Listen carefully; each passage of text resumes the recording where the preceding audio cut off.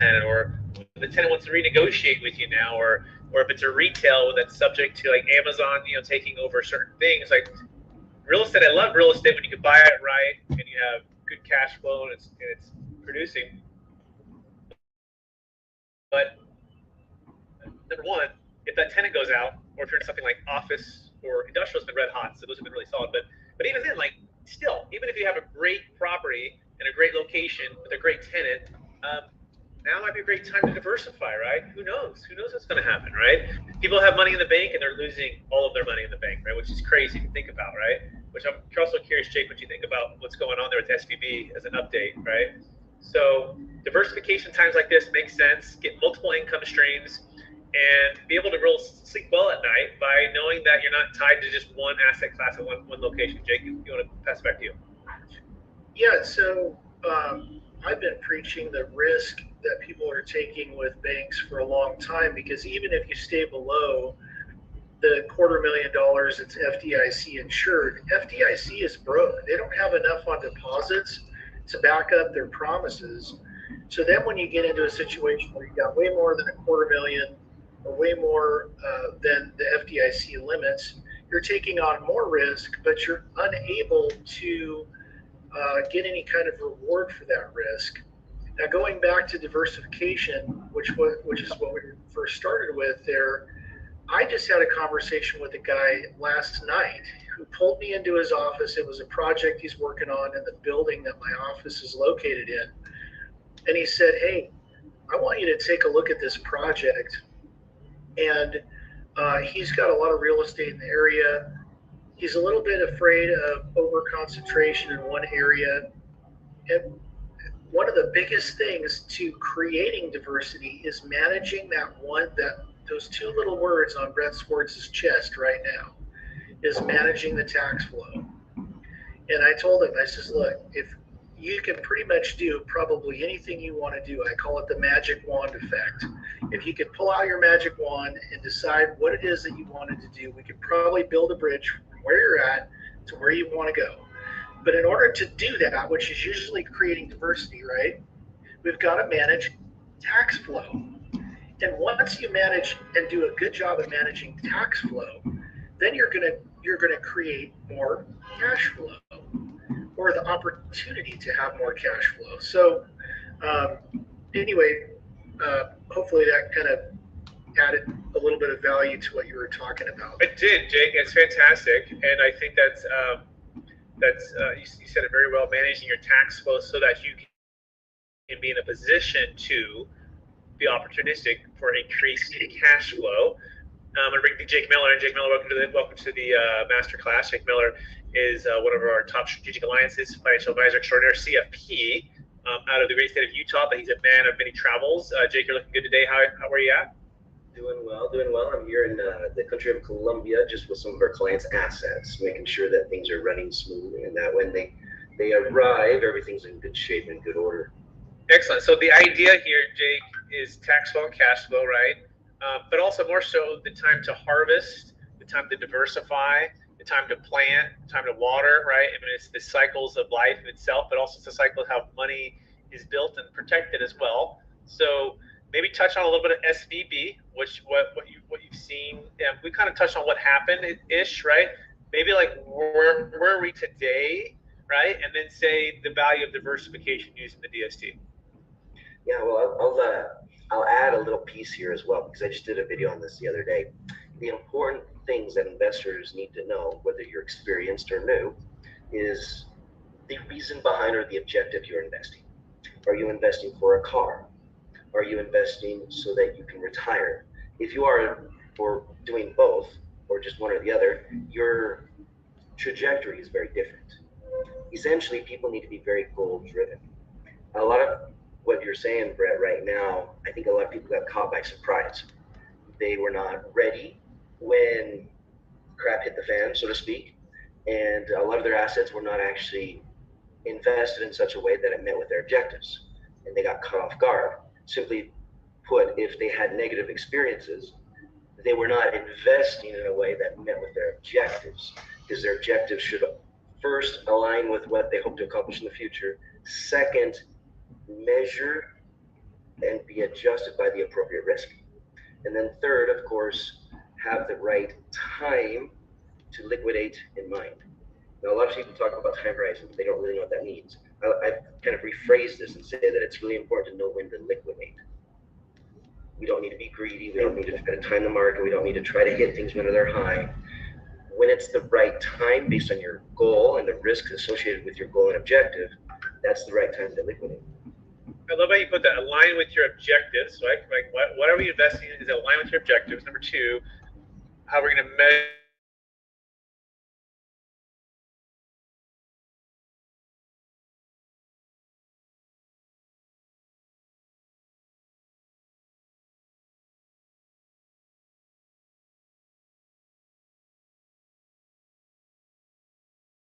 $50 million of Bitcoin and 54,000 a coin, and it went up 54,000 a coin. But having like, okay, if I have, what's my number? Is it 5, 10, 15, 20 million?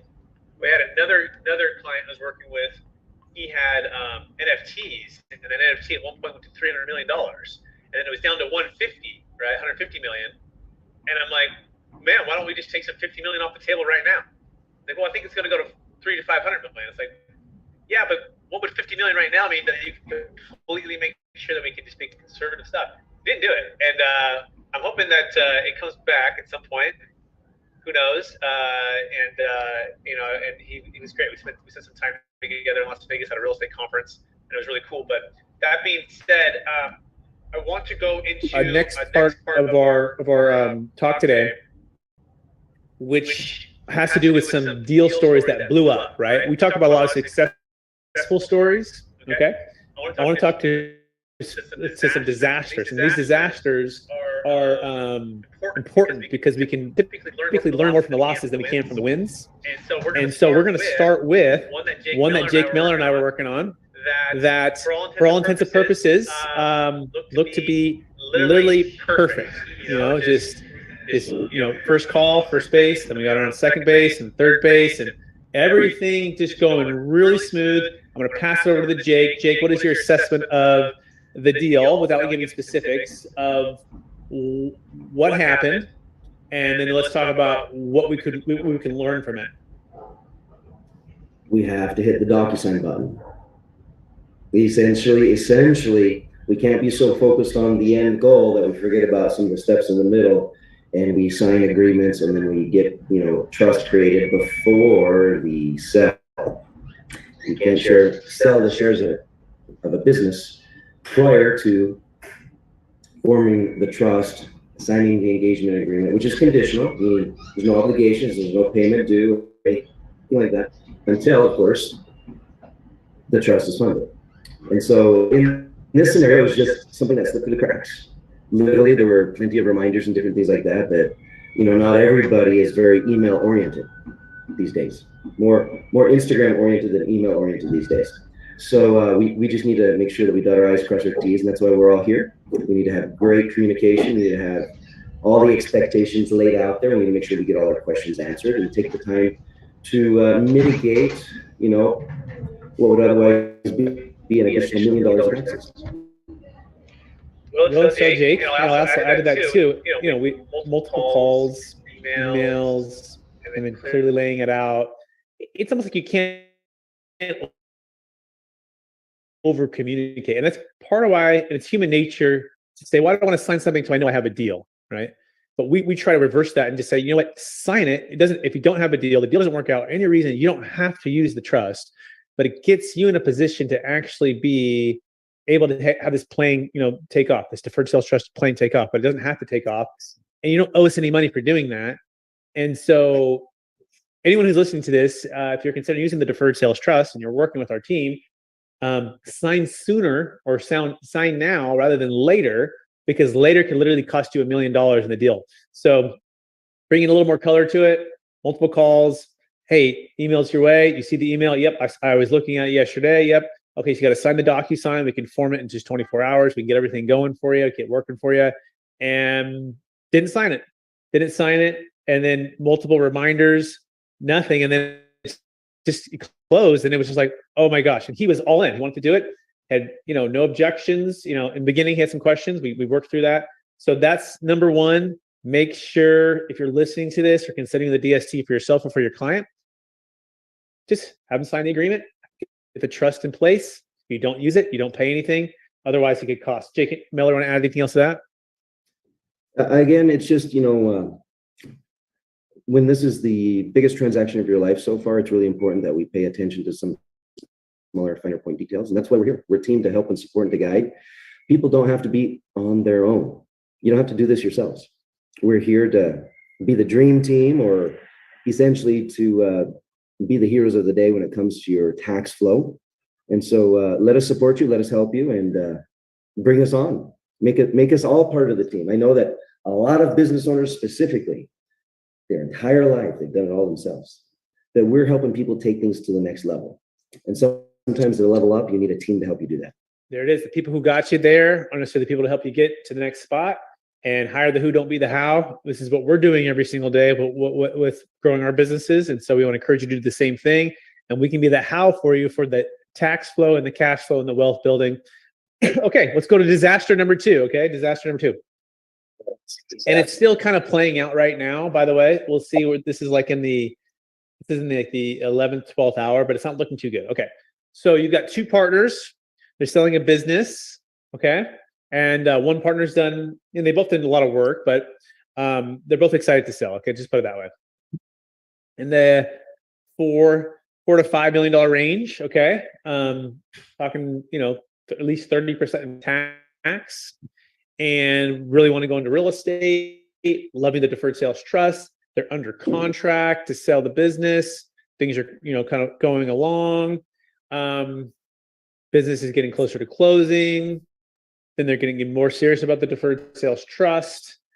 And then, we start to dive into the actual deal. He signed the engagement agreement. We find out that it's an S Corp, right? And S Corp, if there's, depending on the way it's structured, typically means the partners must at least cooperate, right? Cooperate. Doesn't mean each partner has to use the DST, but they have to cooperate. So we have one partner, he wants to use the DST. He's 1,000% in. The other one does not, and is not really open to it, and that's okay. You can't blame him. It's kind of last minute for him. He hadn't really been researching it, and he's looking forward to closing. And all of whatever reasons, doesn't really matter. But typically, we've been able to always work out a situation where the partner at least cooperates, right? Like, you can still pay your tax, nothing changes for you, you're out. However, you got to cooperate because it's an S Corp. You guys are both the owners of it, with the person who wants to do the Deferred Sales Trust. Okay, so fast forward, we thought it was going to be okay. Or at least the partner was telling us, yeah, it should be okay. I'll talk to my partner. No big deal. Well, guess what? It was a huge deal. And the partner wanted nothing to cooperate with at all. Wouldn't get on a call. Wouldn't bring in a CPA, at least to talk with us. We sent him information. We encouraged him to get on calls. And the other partner all of a sudden is like, oh my gosh, I'm going to pay a substantial amount. I'm going to try to do the math here. Of tax, about 33% of tax. And I asked him, how long would it take you to earn that if you were just working? He says like 3 or 4 or 5 years. It's like 5 years of work. And I'm like, well, tell me more about the partnership. He's like, he's just not comfortable with it. And I'm like, man, like, and it's like, and part of it's like, well, had we had more time, right? Had the partner known about it earlier, who knows all the things. But at the end of the day, he wasn't willing to cooperate. And so now it's going to cost the partner all of this tax. And so I think the moral of the story is, A, be early in the Deferred Sales Trust. B, before you sign a contract, make sure you're talking with us so that we can give you the language to be able to negotiate. So if and when this comes up, you have the option to use it, right? Instead of going into a contract with your own partner, with a buyer, if you don't have the language of at least having the option to do some estate planning, do some tax planning, guess what? Perhaps they can just hold you to what's in the contract. And so be very careful to sign anything until you have your tax flow plan in place, your capital gains tax solution in place, because otherwise you can be in a spot where you're dependent upon a partner and an S Corp who will not cooperate. So Pierce, you're going to add or any thoughts on that, what I just said? Yeah, and I mean, like that can be a tough situation if you and your partner have falling out or whatever, right? Like it can put you in a bad position. And I think not only does that mean that it's wise to make sure that you're kind of set up for success in the beginning. It's just also it goes back to just getting with us early. That really is what it is. Yeah. The sooner you can get in, the better. Right. Jake Miller at that. A lot of it again comes back to what we referred to in the other case, communication, and not just communication, but like, let us be a team.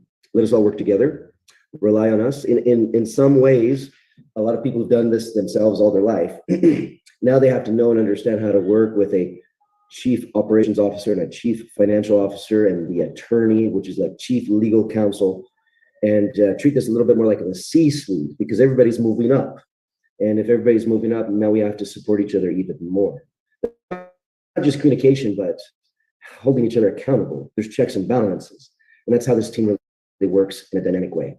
Yeah, absolutely. And also, I guess the question to ask up front for even myself, Jake, Pierce, Jake, everyone else who's listening, is who else could stop this, right? Or in other words, who needs to say yes? And that could be someone else's CPA, that could be someone else's financial advisor, that could be someone else's, tax attorney, that could be someone else's partner, that could be the M&A advisor. I mean, it could be a number of things. It could be who could stop what you're trying to do, and instead of waiting to bring them in, right?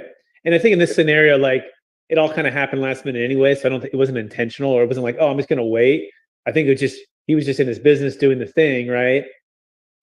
And then oftentimes people find out, oh man, once they're under contract, oh yeah, I got a tax problem, or I really got to now seriously look at this planning on this, right? Where we try to say, plan your exit plan before you put the property on the market, or before you sign anything, ideally, so that we can avoid and set proper expectations for everyone going in.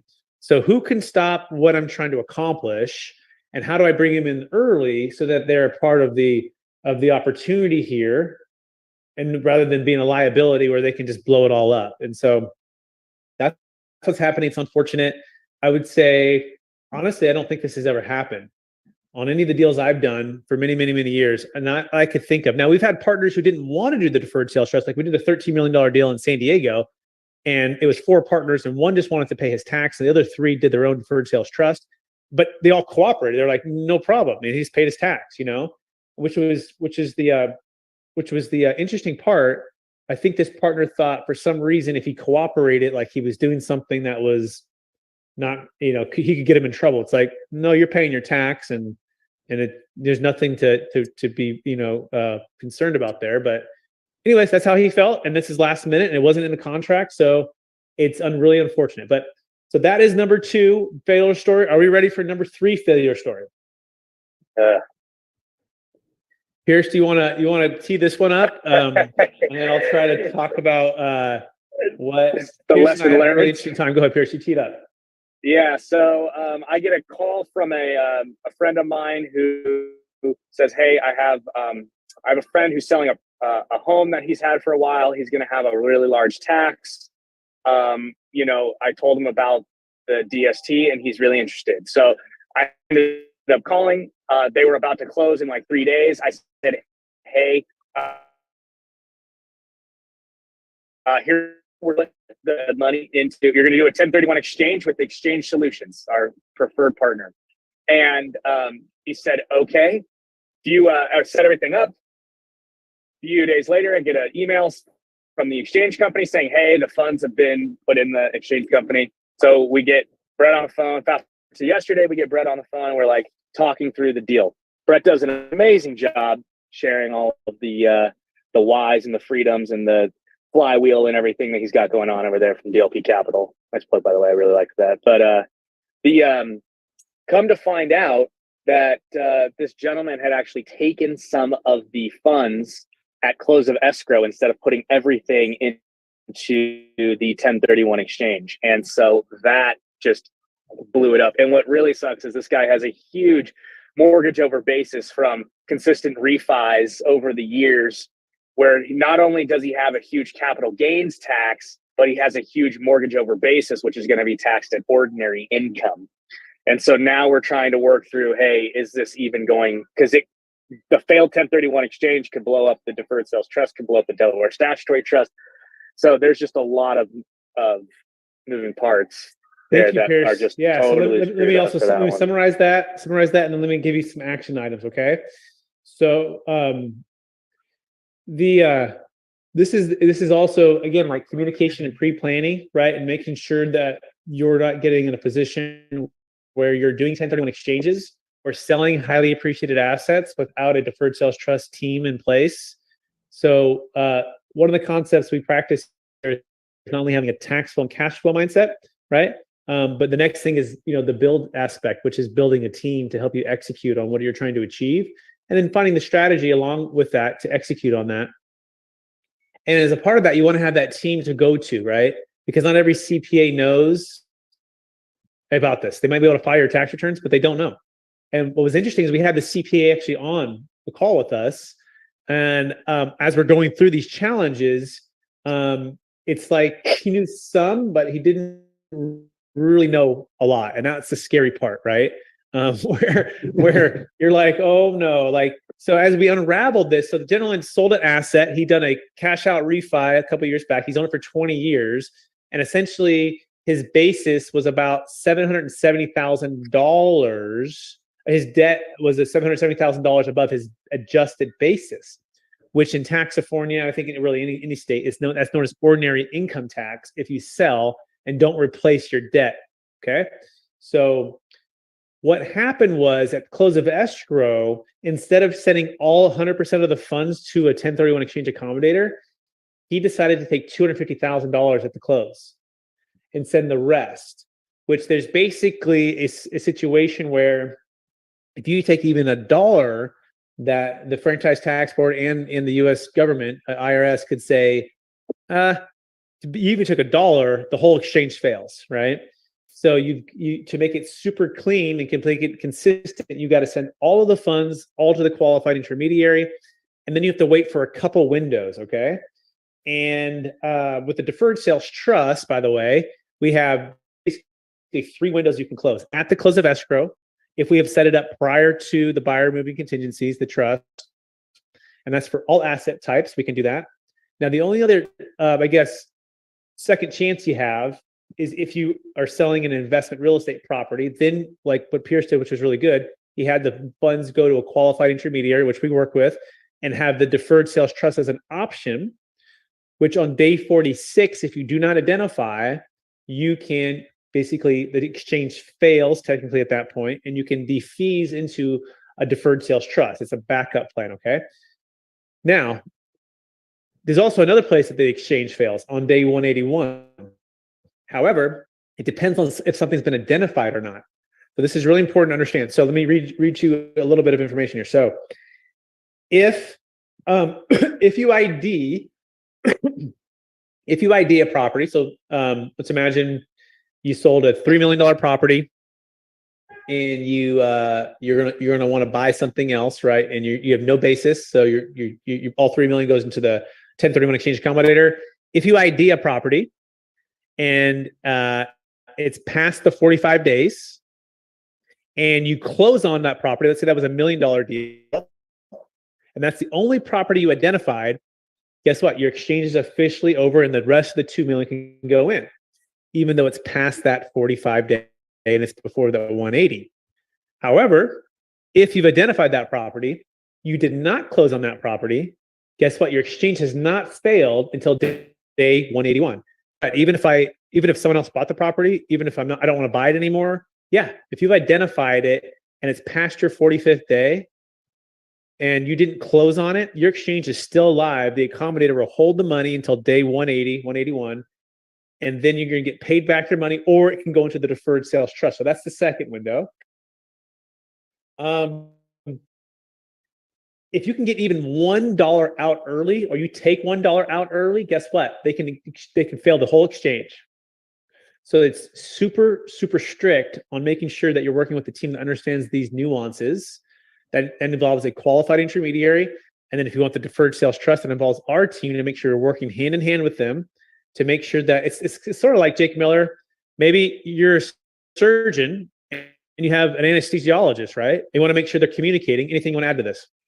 No, absolutely. Just like the anesthesiologist has to do their part for the surgeon to not be impeded and have greater likelihood of success, our team, we all have distinct roles. And yes, we might be a little bit of a backup for each other, checks and balances, everything else. But literally, it's like the old Stockton and Malone, right? You got to have one to have a perfect play with the other, and we all have to do our job correctly. Yeah, you nailed it. And so that's really important. We call this a 1031 rescue plan. If you want to learn more about this, go to capitalgainstaxsolutions.com and you can connect with us. We encourage you never to do a 1031 exchange without talking to us and working with our strategic alliance and having this plan in place. Like, why would you? Why would you go and not have it in place? And so we want to encourage you to go connect with us. And if you're a business professional, I'm a real estate professional. I'm a broker, and I've done lots of 1031 exchanges. I think it's fine. I think it's real estate broker malpractice to work with a qualified intermediary that will not give an option or even know how to do an option. It's like going into surgery without an anesthesiologist, right? It's like, yeah, we don't use the anesthesia anymore. Like, we just kind of just go for the surgery. We just go for it. Like, wait, you don't use anesthesia like these other people? No, we just go for it. Well, guess what? That's what you're doing when you're working with a qualified intermediary or a broker who doesn't give you an option for the deferred sales trust. So I implore you, encourage you, please, please, please, don't skate on thin ice, because this is what can happen to you. As well, make sure that you send all the funds at closing to the qualified intermediary, right? That is ABC of exchanging and deferring tax. And otherwise, the whole thing can just completely fail. Let alone the hardest part was he has ordinary income tax. So think about that. Like, you have debt over basis of $770,000, and you don't have the money because it was just in debt, but you still owe the tax, right? It puts you to the highest tax bracket, for 20 years of having this property and this wealth. So what is the solution? Pierce, let's see if you know what the solution is. What would have been the solution? Let's imagine he had sent all the funds to the qualified intermediary. Okay, what would have been our solution for him? The solution would have been to put a good portion of the funds into the Delaware to cover the mortgage over basis. And then from the Delaware, we'd put the rest on a zero coupon deal. And then from there, we would put the rest of the funds into the deferred sales trust. Pretty good. Jake Miller, would you make that a little more precise for us, a little more detailed? A good overview, Pierce. When he says Delaware, what does he mean by that, Jake? And how does that differ from the deferred sales trust? And walk us through how to solve mortgage over basis using two DSTs. Absolutely, yes. So one DST being the deferred sales trust, one DST being the Delaware Statutory Trust Fund, which is a financial product, not a legal entity like the deferred sales trust, okay? We use the deferred sales trust to defer the recognition of the transaction forward so that we don't have to pay taxes today. The Delaware Statutory Trust Fund is this piece that we do have to roll over and recognize this transaction, but it's an eligible transaction for 10. And we do that to get rid of this economic benefit. What economic benefit, you might ask? The mortgage over basis or debt over basis. If you have a property and you originally put in $200,000 and now you're selling it for $1 million, but in the time in between, you took out additional mortgages, which many real estate professionals do. You leverage one property to buy the next property, right? Well, in a way, that was money from a loan that you received that you never pay taxes on because it's a loan. But it changes characterization. Once you pay off that loan over basis, so let's pretend that your basis is still $200,000, but you have $500,000 in debt. You have $300,000 of debt over basis or mortgage over basis. If that gets paid off and wiped away, that was money you received once as a loan that gets recharacterized as income when it gets paid off. because that is an economic benefit to you. And if you don't roll that over into a Delaware statutory trust fund with a little bit of equity, then you have to pay ordinary income taxes in addition to the capital gains taxes, in addition to all these other things, which is why we use a 1-2 combo with the Deferred Sales Trust and the Delaware Statutory Trust Fund. Everyone give Jake a round of applause right there. That was masterful and it was so well said. And so, yes, so that is step one. You send the funds to the qualified intermediary. Step two, you might ask, well, can I use a regular 1031? Yeah. To replace your debt over basis? Yes. So why we're using this Delaware 1031? Well, because the last piece that Jake just said is they have really high loan to value ratios. Really high loan to value ratios. And you can go to my YouTube channel and watch the Ron Anderson case. In fact, Jake Carpenter and I also did another case too with his client, our client now, on the mobile home parks, which is an amazing deal as well. But the part was, do you want to be taking debt on your own? No. Do I want to maximize the ability to put more equity in the Deferred Sales Trust? Yes. This is the Ron Anderson case, by the way. He sold in Denver a multifamily property with his wife, Airbnb, and he used a partial Delaware statutory trust to replace about $1 million of debt over basis, and the rest of it went to the Deferred Sales Trust. And so for Ron, his primary thing was, I want to be out of debt. I do not want a 1031 to another property. I think the values are very high. We closed this property about 7 months ago. He probably did it at perfect timing. And then also, I don't want to pay this debt over basis because that's going to be ordinary income tax. So are we saying that you can't defer capital gains tax using a Deferred Sales Trust for debt over basis? The answer is yes. You cannot do that. You have to use a Delaware, which replaces that debt over basis. And because it's really ordinary income tax is what it is. Like Jake said, it's recharacterized, right? So by replacing that debt via a 1031 exchange or a Delaware 1031, you now have kind of kicked the can again. And these deals are zero coupon deals, which means the cash flow is all going towards paying off debt. It's kind of like the Dave Ramsey plan. Just they're going to debt snowball that cash flow to pay off the debt, but they're really high LTVs, like 80% LTVs, which means a small equity piece. But Jake Carpenter, what's cool about the debt? Is the debt in your name or is it in the Delaware Statutory Trust name, Jake Carpenter? Yeah, so the main problem is we're trying to replace a lot of debt without sinking all the equity dollar for dollar into replacing the debt. So that's where Jake Miller and I work together a lot, and in that particular case, Jake worked with me to find a highly leveraged Delaware to basically soak up for every dollar that the investor invested, he was replacing $3 of debt. So that's a really highly efficient way to get debt off the table by utilizing the minimal amount of equity possible. And is it non-recourse debt to the note holder? Non-recourse, yes. Right. By the way, here's the deal right here. This is Gary Lester. In fact, Jake Carpenter and I had the pleasure of interviewing Gary and Jake Carpenter.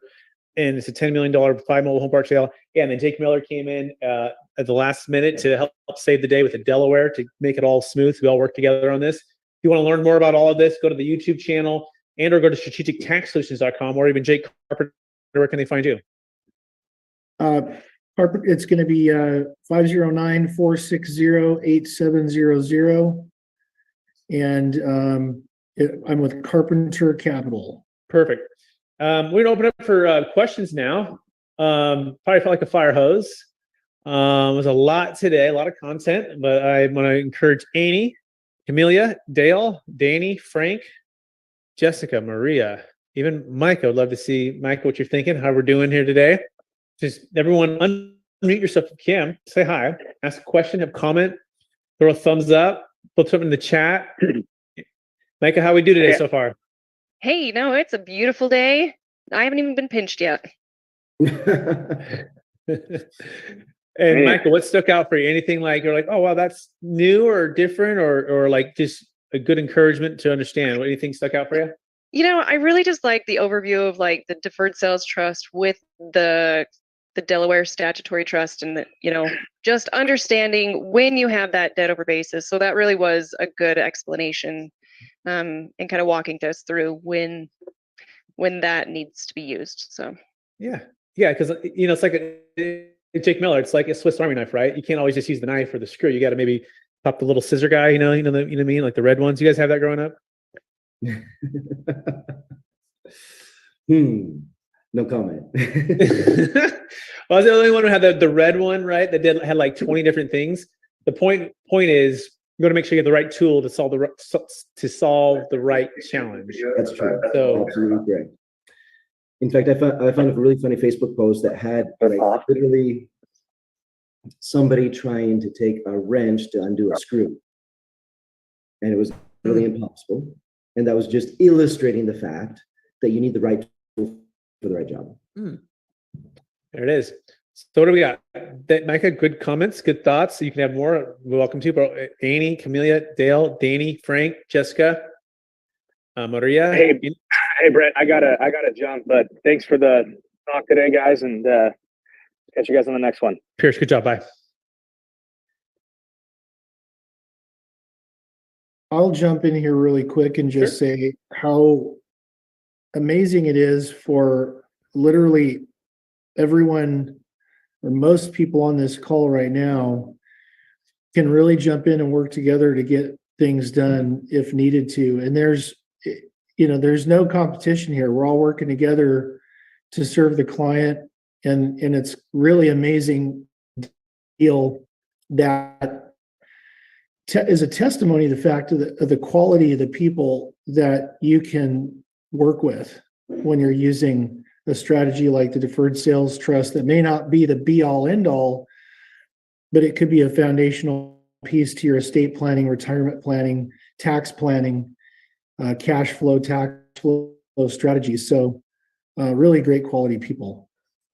Appreciate it, Jake. Appreciate it. So cool.